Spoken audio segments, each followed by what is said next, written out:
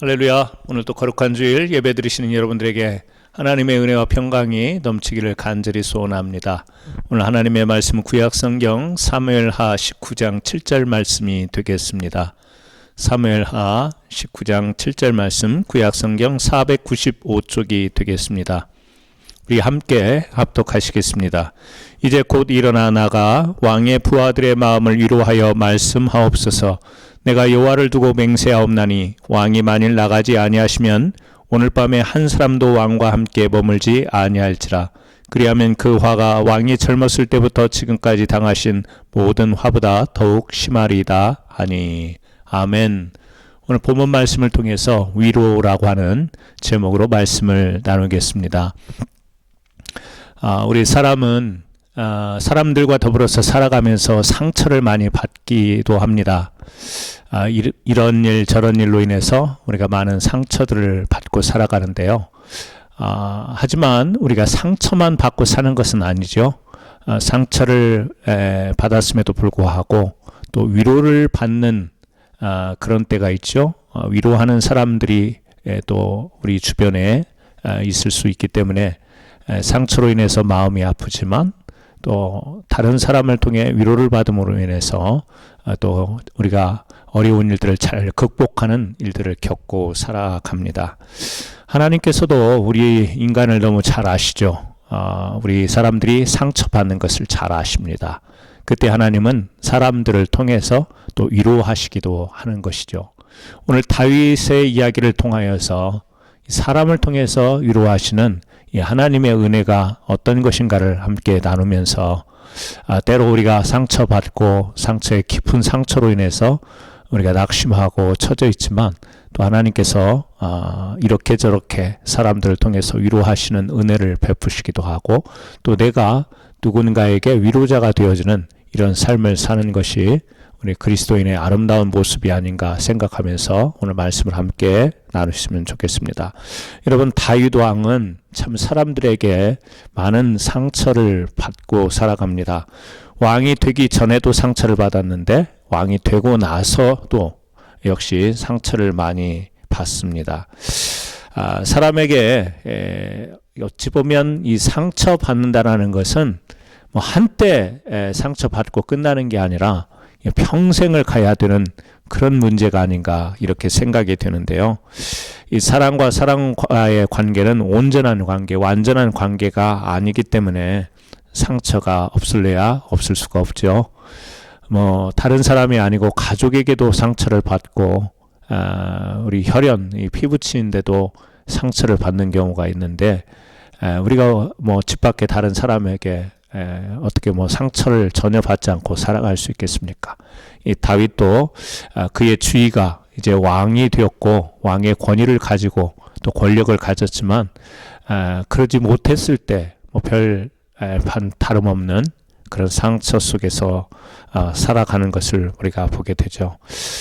그 상처 중에 가장 큰 상처라고 한다면 자기 아들 압살롬의 반역이 아닐까.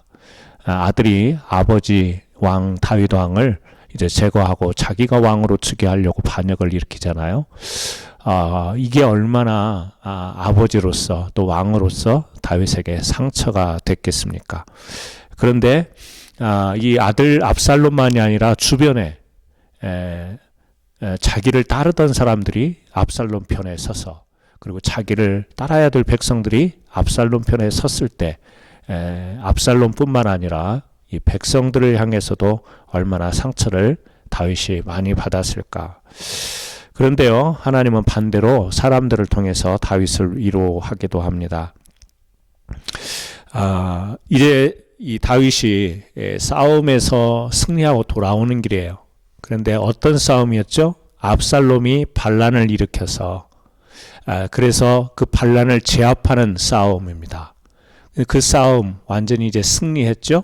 승리했는데 이 돌아오면서 다윗은 결코 기뻐할 수가 없는 거예요. 왜 그렇죠? 이 자기 아래에 요압 장군이 있었는데 이 요압 장군에게 신신당부를 했어요. 압살롬의 반군을 제압하지만 압살롬은 죽이지 말라라고 그렇게 특별한 부탁을 했습니다. 근데 요압 장군이 어떻게 했죠? 이 다윗 왕의 아들 압살롬을 죽이게 되는 것이죠. 사실 어떻게 보면 이 반역하는 우두머리를 제거해야 진짜 제압을 할 수 있는 거니까 요압 장군의 입장에서는 당연했을지도 모릅니다. 하지만 다윗에게는 반역자가 아들이라는 말이에요. 아들이기 때문에 그 싸우면서도 마음이 복잡한 거죠. 그런데 요압이 자기 밑에 자기 정말 밑에서 충성을 다하는 요압이 자기 아들 압살롬을 제거한 겁니다. 그래서 이 19장 2절에 이런 말씀이 나와요. 왕이 그 아들을 위하여 슬퍼한다 함이 그날의 백성들에게 들림에 그날의 승리가 모든 백성에게 슬픔이 된지라. 전쟁에서 싸워서 승리했으니까 다 기뻐하고 환호해야 되잖아요. 그런데 그 백성들, 그날의 승리가 모든 백성에게 슬픔이 됐다. 왜요? 다윗이 너무 슬프죠. 다윗이 전쟁에 이기고 반역하는 자들을 제압했지만 아들이 죽게 된 것이죠. 그래서 4절에 왕이 그의 얼굴을 가리고 큰 소리로 부르되 내 아들 압살롬아 압살롬아 내 아들아 내 아들아 하니 얼마나 마음이 복잡했으며 또 상처가 됐으며 하지만 아들이 죽게 됨으로 인하여서 그 마음에 너무 고통스러운 거죠. 전쟁에서의 기쁨보다는 아들을 잃어버린 것이 말로 비교할 수 없는 고통이 된 것이죠.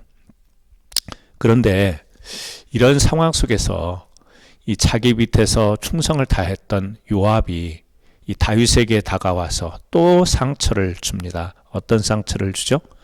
뭐라고 이야기를 하냐면요. 이제 5절부터 그 내용이 나와요.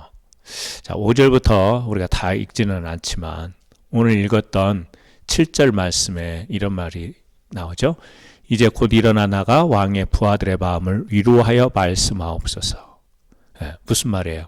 전쟁에서 나가서 우리가 열심히 싸워서 승리를 하고 돌아왔으니까 왕이 지금 슬퍼할 게 아니라 이 전쟁에 나가서 승리한 우리 군인들을 향해서 위로해주고 격려해야지 이렇게 슬퍼하면 되겠습니까? 지금 그런 이야기란 말이에요.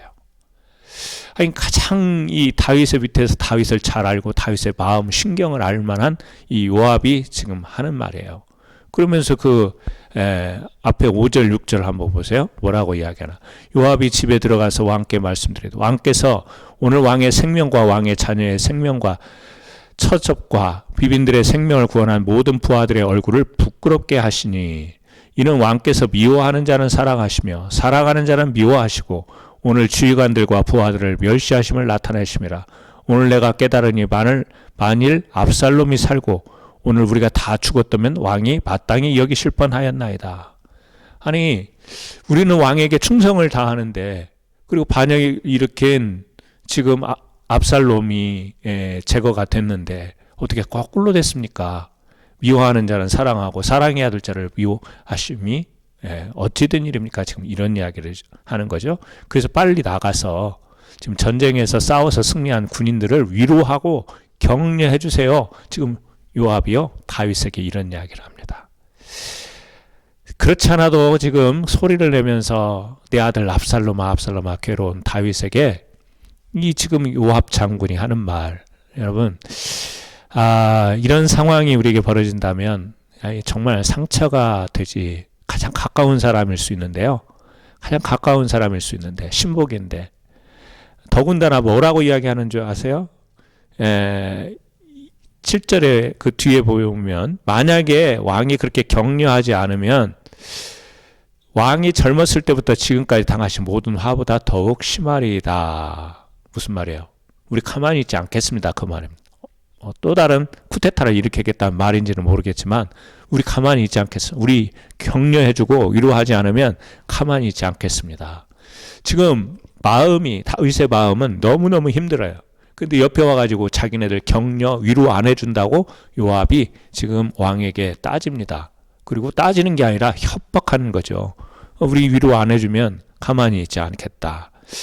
여러분, 저는 어렸을 때 다윗 이야기 들으면요, 항상 골리앗을 때려 눕힌 이야기를 들어서 항상 승리하는 장군, 주일학교 때 이런 내용을 배운 적은 없거든요. 이런 내용을 성경 이렇게 배운 적이 별로 기억이 없어요.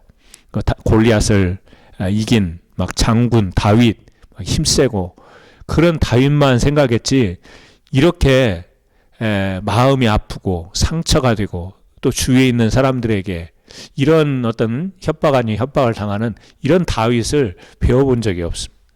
그래서 이제 성경을 우리가 점차점차 자라나서 이렇게 보면서요.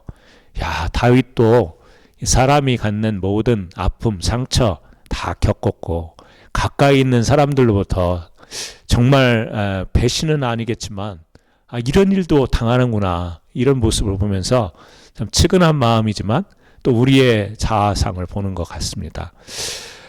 이 다윗의 마음이 힘들죠. 사실 압살롬에게 쫓겨서 도망갔었잖아요. 그때 백성들이 돌아서잖아요. 그런데 이제 승리하고 돌아오니까 이 백성들과의 관계가 굉장히 어색해진 거 아니에요? 백성들은 어떻게 해요? 전에는 막 압살롬 편에 서서 전부는 아니었지만 이 다윗을 향해서 뭐 그렇게 안 좋게 생각했다가 이제 뭐 압살롬이 왕이 되는가 보다 차지하는가 보다 해서 그쪽 편으로 서려고 했는데 압살롬은 제거가 되고 다윗이 다시 돌아오니까 백성들의 다윗 얼굴 보기가 굉장히 어색할 거 아니겠어요? 그래서 이제 이스라엘의 각 지파 장로들이 모여서 의논을 합니다. 다윗 왕을 다시 제대로 왕궁으로 모셔야 된다. 그 모임에 12지파 가운데 유다 지파가 빠져 있어요. 이것도 서운한 거예요. 유다 지파라면 이스라엘의 가장 대표적인 지파인데요. 빠져 있어요. 다윗이 사람을 보냅니다. 다윗이 이 유다 지파에게 따지는 거예요.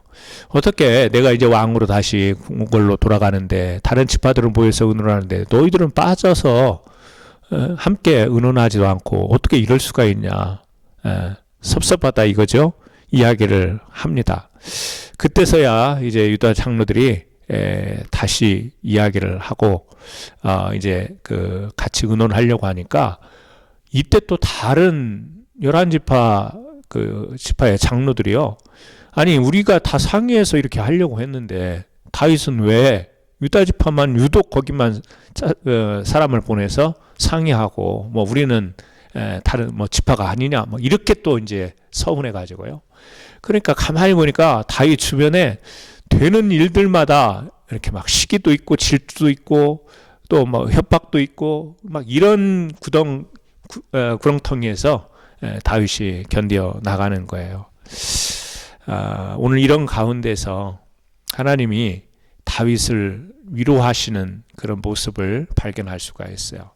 여러 사람이 있지만 그 뒤에 나오는 본문 말씀 뒤에 나오는 내용을 보니까요.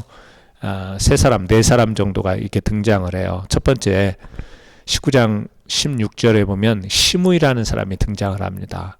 이 시므이가 누구죠? 시므이를 통해서 하나님이 다윗에게 정말 위로 아닌 위로를 하게 하시는데요. 시므이는요, 이 바후림에 있는 베냐민 사람입니다. 시므이가 이제 그 압살롬에게 쫓겨서 도망갈 때 이 다윗을 향해서 저주하고 조롱했던 사람이에요. 근데 이제 전쟁에서 승리하고 다윗이 돌아오니까 베냐민 지파 1000명과 함께 다윗 왕 앞에 딱 나타나요. 이 다윗의 그 감정이 어땠을까요? 내가 조금 어려운 상황 되니까 저주하고 욕했던 시므이가 베냐민 지파 1000명을 데리고 와서 이제 고개를 조아리는 거죠. 그러면서 뭐라고 이야기하죠? 19장 19절에 왕께 아르되 내 주여 원하건대 내게 죄를 돌리지 마옵소서. 내 주 왕께서 예루살렘에서 나오시던 날에 종의 패역한 일을 기억하지 마옵시며 왕의 마음에 두지 마옵소서. 왕의 종 내가 범죄한 줄 아옵기에 오늘 요셉의 온 족속 중 내가 먼저 내려와서 주왕을 영접하나이다 하니. 뭐라고 이야기하죠? 나를 너무 미워하지 말라. 지금 그런 이야기죠. 이런 말을 들을 때 더 밉죠? 더 밉죠. 자기가 패역한 일을 했는데 기억하지 말고 그냥 지나간 일은 마음에 두지 말고 내가 지금 베냐민 지파 1000명과 함께 당신 앞에 가장 먼저 내려왔잖냐. 그러니까 지난날에 내가 저주하고 욕했던 거 그냥 없던 일로 합시다. 지금 그런 이야기죠. 이게 위로가 될까요? 이게 위로가 안 될 것 같아요. 그런데 또 한편으로 뭔가 나에게 욕하고 저주하고 뭐 이렇게 심하게 했던 사람이 나중에 상황이 역전되어서 내가 잘못했습니다, 죄송합니다 라고 할 때 그냥 그 자체로 위로가 되는 때가 있죠. 뭐 큰 것을 원하는 게 아니고 큰 것을 바라는 게 아니라 자기의 잘못을 시인하는 그 자체로 위로가 되는 때가 있습니다. 그러니까 시므이라는 사람 그 자체는 강자에게 붙는 사람이에요. 내가 약해지면 무시하고 멸시하고 밟으려고 하고 강한 쪽으로 얼른 줄을 바꿔서는 그런 스타일의 사람입니다. 우리 사람들이 살아가다 보면 이런 사람들이 있어요. 좀 비열하죠. 힘 있는 쪽에 붙으려고 하고 거기에서 뭔가 자기의 유익이 된다고 하면 뭔가 가차없이 줄을 바꿔버리는 그런 사람들이 있습니다.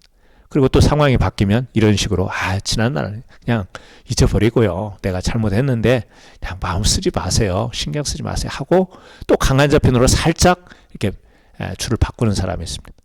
객관적으로 보면 굉장히 얄밉죠. 미운데 근데 이게 위로가 될 때가 있어요. 왜? 저 사람이 자기 잘못한 것을 이제는 알겠지라고 하는 그 자체만으로도 이 마음이 위로가 될 때가 있습니다. 좋은 위로는 아니라고 생각해요. 좋은 위로는 아닌데 이것마저도 위로가 되는 위로 종류 중에 하나인 것 같습니다. 막 큰 보상을 바라는 거 아니고요. 우리 그런 때 있잖아요. 억울한 일 당하고 어멘 소리 듣고 사실이 아닌데 막 밖에서 나에 대해서 안 좋은 소문 내고 근데 나중에 다 밝혀지고 그 사람이 와서 나하고 부딪혔을 때 미안합니다, 뭐 내가 이렇게 막 나올 때요, 사람이 어떻게 저럴 수가 있을까 하지만 지금이라도 인정하고 지금이라도 그게 사실이 아니라는 것을 잘못을 시인할 때 그냥 그 자체로 마음이 위로가 될 때가 있습니다. 너무 상처가 크고 상처가 깊다 보면 그런 게 위로가 되기도 해요. 오늘 다윗에게 첫 번째 이 시므이라는 사람, 자기가 잘못했어요. 그리고 나와가지고 이제 다시 강한 편에 서는 모습이긴 하지만 자신의 죄를, 잘못을 인정할 때 위로가 되는 것이죠. 그래서 우리가 그런 기도가 필요한 것 같아요. 시므이와 같은 이런 사람이 돼서는 안 되고요. 혹시라도 우리가 억울한 일 당하고 욕을 먹고 했다가 그것이 다 밝혀져서 그렇게 억울한 누명을 씌웠던 사람들이 잘못하고 그렇게 했을 때 다윗과 같이 그것 자체도 위로 삼고 그 일에 너무 그렇게 죽을 때까지 마음에 상처를 안고 가지 않는, 그래서 그런 위로가 우리에게 다시 힘이 되는 은혜가 주어지기를 기도할 수 있었으면 좋겠습니다. 두 번째를 보게 되면요, 24절부터 보게 되면 무비보셋이라는 사람이 나와요. 이 사람은 누구죠? 사울왕의 아들이에요. 사울왕의 아들인데요, 사울왕이 죽을 때 아들들도 다 이렇게 죽게 됐는데 이 무비보셋이 이렇게 절뚝발이죠. 그래서 이제 다윗이 이 무비보셋, 사울의 자기를 죽이려고 했던 사울이지만 그래도 그 사울왕이 자기에게 베풀었던, 그리고 또 왕이었기 때문에 이 무비보셋을 함께 처단하지 않고 시바라는 사람을 보내서 시골에서 이 절름발이었던 무비보셋을 보살피 살 수 있도록 그렇게 지원을 해줬어요. 그런데 이 소문에 들으니까, 그리고 또 이 무비보셋을 섬겼던, 다윗이 보내서 섬겼던 시바라는 사람이 다윗에게 와서 했던 말, 이게 너무 상처가 됐던 거예요. 어떤 상처를 받았냐면 자기가 사울 왕의 아들이지만 살려줬잖아요. 사람까지 보내서 재산까지 주고. 그런데 압살롬이 반역을 일으키니까 자기는 압살롬 편이라고 말했다라는 거예요. 그러니까 다윗이 그 말을 들을 때 너무너무 상처가 된 거예요. 화가 난 거예요. 그래서 그 말을 전해준 시바한테, 야, 그 재산 네가 다 가져. 무비보셋에게 줬던 재산 네가 다 가져버려. 막 화가 나니까 그랬단 말이에요.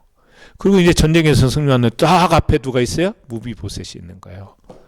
다윗이 다시 마음이 복잡해집니다. 근데 무비보셋이 24절에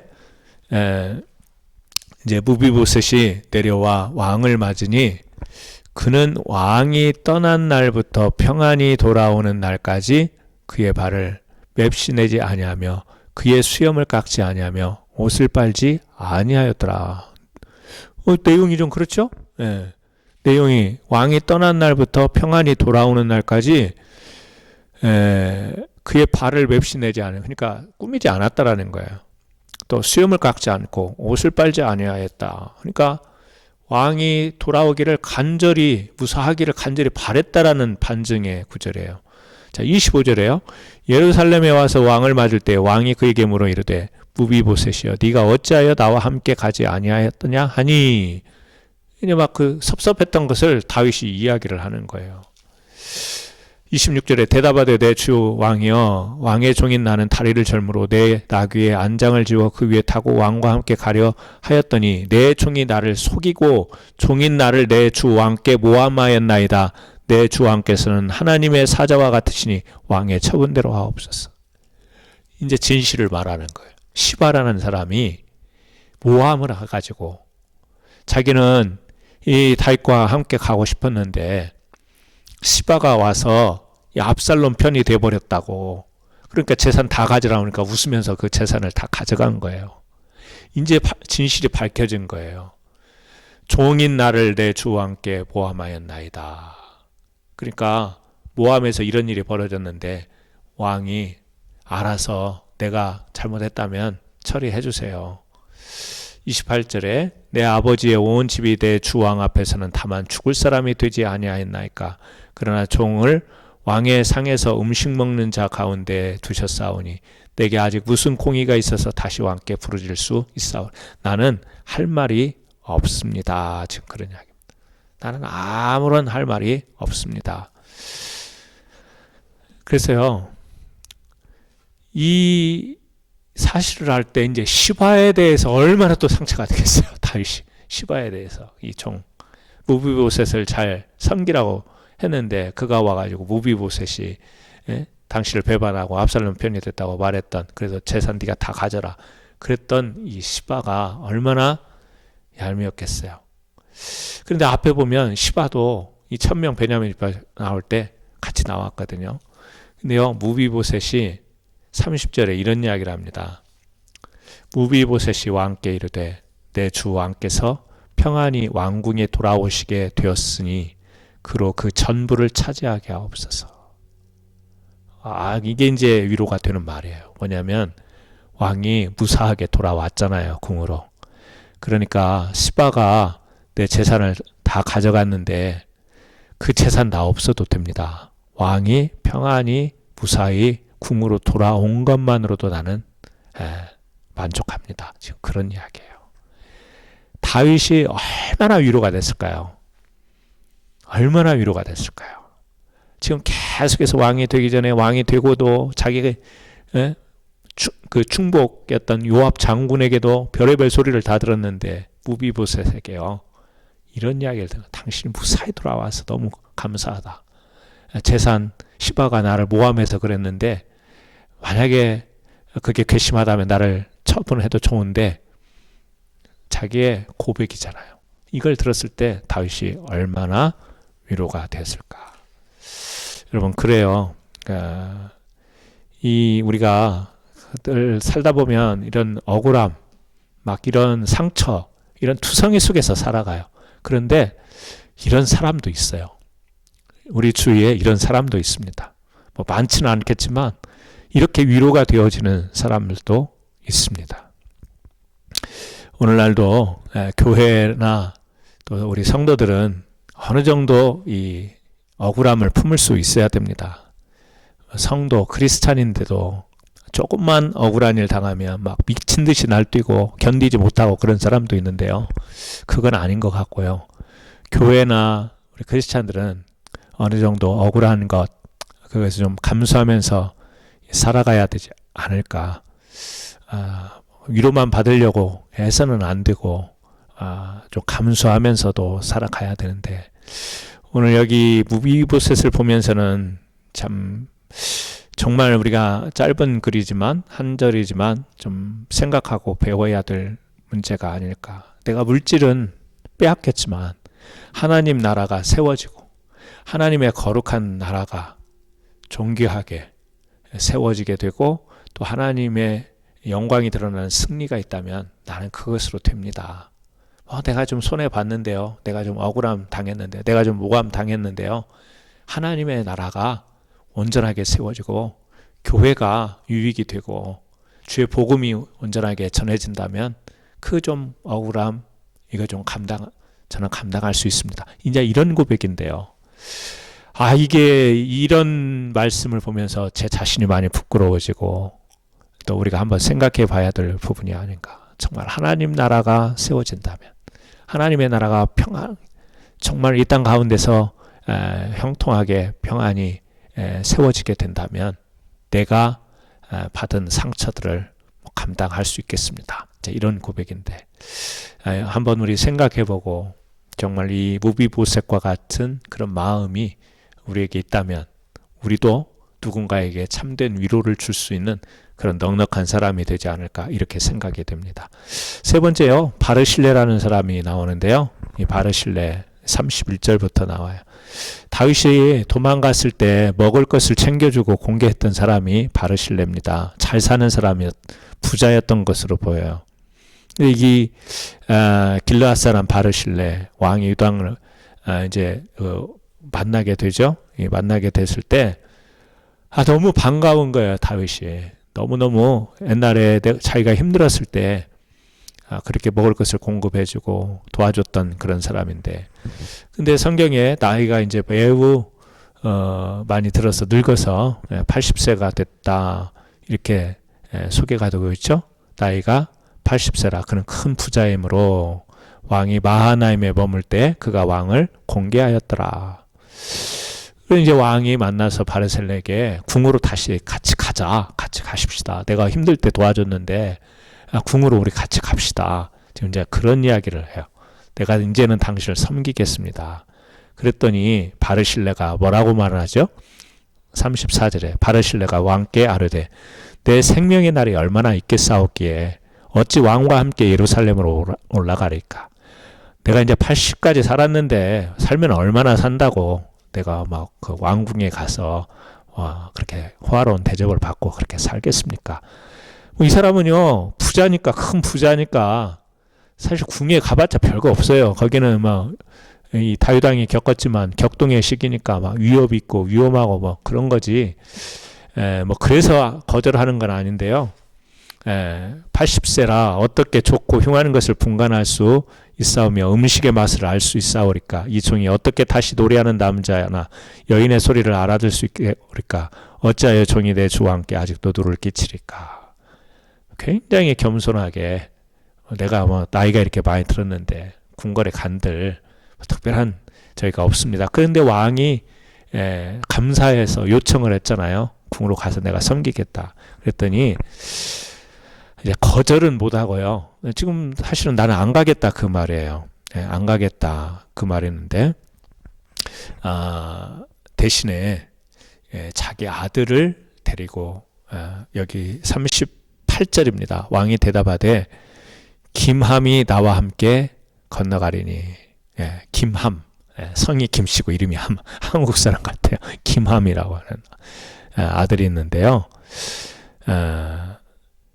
나는 안 가더라도 그러나 왕의 종 김함이 여기 싸우니 청하건대 그가 내 주 왕과 함께 건너가게 하옵시고 왕의 처분대로 그에게 베푸소서. 그러니까 김함 자기 아들을 보내는 것은 우리 아들을 잘되게 출세시켜 주세요. 부탁합니다. 지금 그런 이야기가 아니에요. 나는 늙어서 이제 별 볼일 없으니까 우리 아들이나 좀 데리고 가서 좀 출세시켜 줘. 그런 게 아니고요. 자기가 가야 되지만 정중하게 이제 거절 아닌 거절을 하는 거죠. 자기는 못 갑니다. 그러나 예의를 지켜서 내가 아니고 대신 젊은 아들을 보낼 테니까 당신의 총으로 왕의 총으로 그렇게 처분대로 베푸소서라고 그렇게 이야기를 합니다. 여러분 이런 이렇게 마음이 깊고 넓은 사람이 있죠. 이런 사람을 만나면 또 위로가 되는 것이죠. 여러분, 오늘 성경에서 짧은 대목이었지만 서너 사람을 보면서요, 우리가 그래요. 사람 지긋지긋하다. 세상에 사람들을 만나면 지긋지긋하다. 왜요? 온갖 상처 투성이 속에 살다 보니까. 그런데 하나님은 결국은 그 상처받은 아픔을 결국은 또 사람을 통해서 위로하시고 치유하시는 것을 볼 수가 있습니다.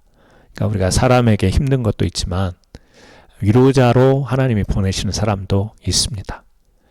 그 사람이 좋은 사람이어서 위로가 되는 게 아니라 시므이처럼 때로는 자기의 실수와 잘못을 인정하는 것만으로도 위로가 되기도 하고, 또 내가 오해해서 모함을 받았던 무비보셋처럼 누군가가 잘못 전하고 모함을 통해서 내가 오해하고 섭섭하고 막 상처가 됐는데, 오해에 대한 상처, 모함에 대한 상처였는데 그것이 이렇게 진실이 드러나게 될 때 위로가 되죠. 그러니까 우리가 진실이 드러날 때 마음에 위로가 될 때가 있습니다. 이게 사실이었구나 하면서 다 녹아지는 게 있어요. 이게 사실이었구나 하면서 막 정말 그동안에 힘들었던 것들이 다 녹아지는 게 있습니다. 진실의 힘이죠. 사실의 힘이에요. 우리가 하도 모함 속에 살아가고 하도 막 거짓 속에 살아가고 이렇게 험담 속에 살아가다 보니까 진실이라는 것만 밝혀져도 참 위로가 되기도 하고요. 또 이렇게 진짜 이렇게 나를 위로해주고 나를 도움을 줬던 사람, 그런데 보상을 바라지 않고 전혀 보상을, 바르실레처럼 보상을 바라지 않고 이렇게 마음이 넓은 그런 어떻게 보면 자기보다 더 대인배를 만나는 위로, 이제 이런 게 또 우리 사람을 통해서 하나님이 주시는 위로와 은혜가 되기도 합니다. 여러분, 우리 주변에도 그런 사람이 있습니다.